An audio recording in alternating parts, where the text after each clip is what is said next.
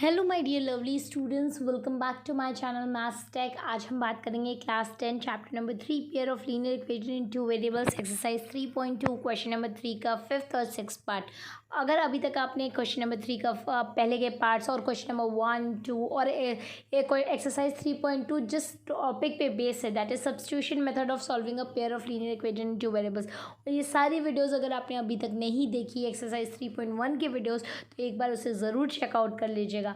ये सारी वीडियोस बहुत ही इंपॉर्टेंट, और एक्सरसाइज 3.2 जो है हमारा वो सब्स्टिट्यूशन मेथड पर ही बेस्ड है।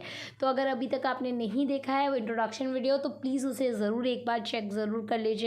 और अगर आपको ज़रा भी वीडियो हेल्पफुल लग रही है तो please do not forget to subscribe my channel. Start करते हैं एक्सरसाइज 3.2 क्वेश्चन नंबर 3।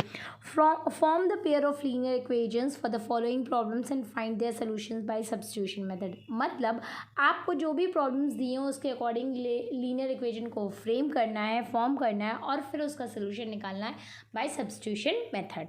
सो क्वेश्चन नंबर थर्ड का फिफ्थ पार्ट ये कहता है a fraction becomes 9/11 if 2 is added to both numerator and denominator. If 3 is added to both numerator and denominator it becomes 5/6 and find the fraction.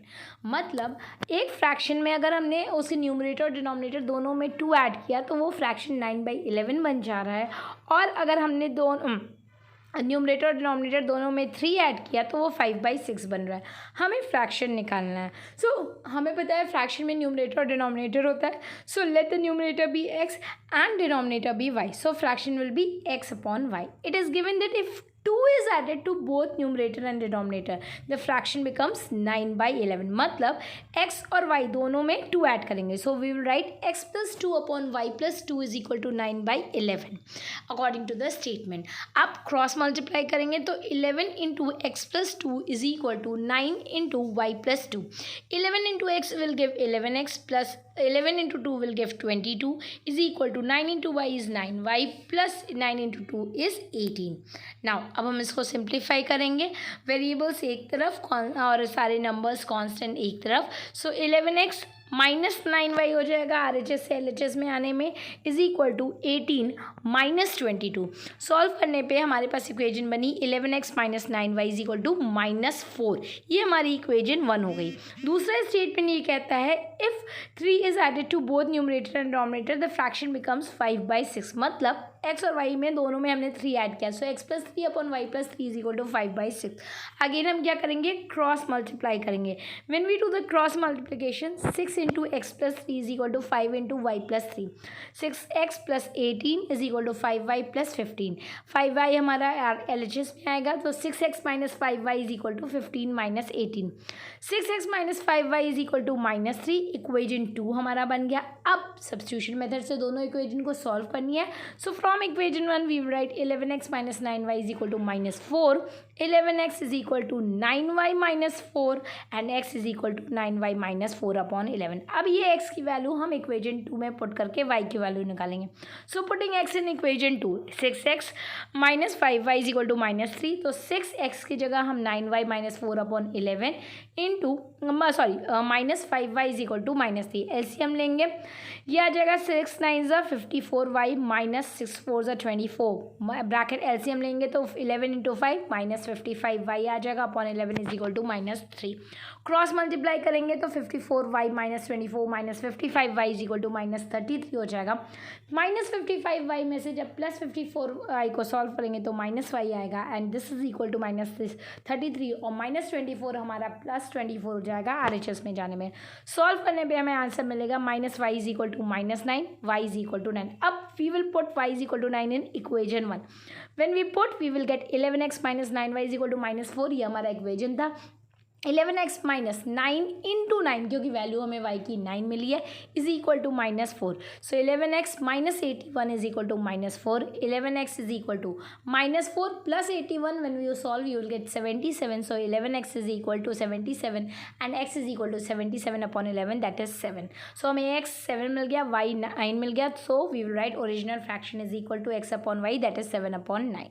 सो हमारा fraction मिल गया। इसी तरह हमारा question number 3 का 5th पार्ट कंप्लीट होता है। आइए 6th part में, 5 years hence the age of Jacob will be 3 times that of his son. 5 years ago Jacob's age was 7 times of his son.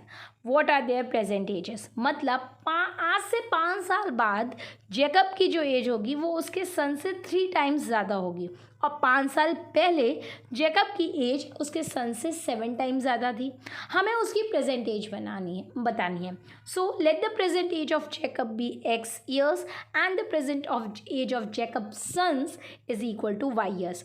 5 year hence means 5 साल बाद, 5 years later Jacob as, तो आज अगर आपकी as 5 years है तो 5 साल बाद क्या होगी, 5 years बाद क्या होगी, 5 + 5 10, सो हम 5 ऐड करेंगे। Jacob age is equal to x + 5 and Jacob sons age will be 5 + 5। Now condition थी कि age of Jacob will be 3 times of his son, so x + 5 is equal to 3 times of his son, that is y + 5। Now अब हम क्या करेंगे, हमारे पास x + 5 is equal to 3 × y + 5 है, हम इसको सॉल्व करेंगे। So when we do solve it, we open the bracket, x + 5 is equal to 3y + 15, 3y हमारा LHS में आएगा और 5 हमारा RHS में। So x - 3y is equal to 15 - 5, x - 3y is equal to 10, यह हमारा है इक्वेशन 1। नाउ और क्वेश्चन ये भी दिया था कि 5 years अगो, मतलब 5 साल पहले, अगर आज आपकी एज 10 years है तो 5 years पहले क्या होगी, माइनस करोगे आप 5। So now also 5 years ago Jacob's age will be what, present age से 5 years minus x - 5 and Jacob sons age will be, present age उसकी y थी तो y - 5। कंडीशन दिया हुआ था कि age of Jacob was 7 times of his son, so x - 5 is equal to 7 times of sons age, that is 5 years before, that is y - 5। So अब हम क्या करेंगे, इसको सॉल्व करेंगे। So x - 5 is equal to, bracket open करेंगे तो 7y - 35 आ जाएगा, 7y इधर आएगा, 5 उधर जाएगा, तो x - 7y is equal to -35 + 5। ये सॉल्व करने पे x - 7y is equal to -30 आया, इक्वेशन 2। अब हमारे पास इक्वेशन 1 भी है और इक्वेशन 2 भी है। With the help of substitution method हम सॉल्व करके x और y दोनों की प्रेजेंट एज निकालेंगे। So from 1 x - 3y is equal to 10, x is equal to 3y + 10, ठीक है। LHS से RHS में जाएगा तो नेगेटिव से पॉजिटिव हो जाएगा। Now we will put the value of x in equation 2। Equation 2 है हमारे पास x - 7y is equal to -30, so x की जगह 3y + 10 whole -7y is equal to -30। So bracket open करेंगे तो 3y + 10 - 7y is equal to -30। अब हमारे पास -7y है और इधर +3y, सॉल्व करने पे -4y is equal to -30 - 10। So solve करने पे -4y is equal to -40, minus minus cancel हो गया, y is equal to 40/4, y की वैल्यू 10 आ गई। मतलब अब हमें y की वैल्यू मिल गई। अब हम इस y की वैल्यू इक्वेशन 1 में वापस से पुट करेंगे जिससे हमें x की वैल्यू मिल जाए। सो इक्वेशन 1 था x - 3y is equal to 10, x - 3 × 10 is equal to 10, x - 30 is equal to 10। 30 हमारा माइनस था, पॉजिटिव RHS में जाएगा, पॉजिटिव हो जाएगा, तो x is equal to 10 + 30, x आ गया हमारा 40। मतलब हमें x भी पता चल गया 40 और y भी हमें पता चल गया 10। और हमको पता है x क्या है, x जेकब की प्रेजेंट एज है और y उसके सन की। So thus we write present age of Jacob is equal to x, that is equal to 40 years, and the present age of Jacob sons is equal to y is equal to 10 years। So इस तरीके से हमारा question number 3 का 6 part भी complete होता है और इसी के साथ हमारी एक्सरसाइज 3.2 भी कंप्लीट होती है।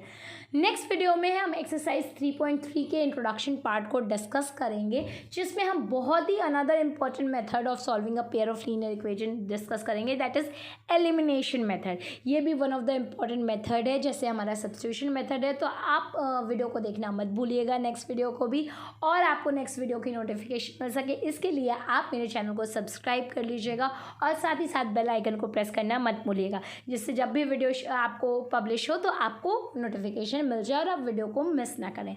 साथ ही साथ अगर आपको मेरी कोई भी वीडियो पसंद आ रही है, आपको मेरी ये वीडियो ज़रा भी यूज़फुल लगी हो, हेल्पफुल लगी हो, तो प्लीज़ चैनल को लाइक, शेयर एंड सब्सक्राइब करना मत भूलिएगा। अपने फ्रेंड्स के साथ शेयर कर सकते हैं। साथ ही चैप्टर 1 और 2 की वीडियो का लिंक आपको डिस्क्रिप्शन बॉक्स में मिल जाएगा, एक बार चेक ज़रूर करिएगा।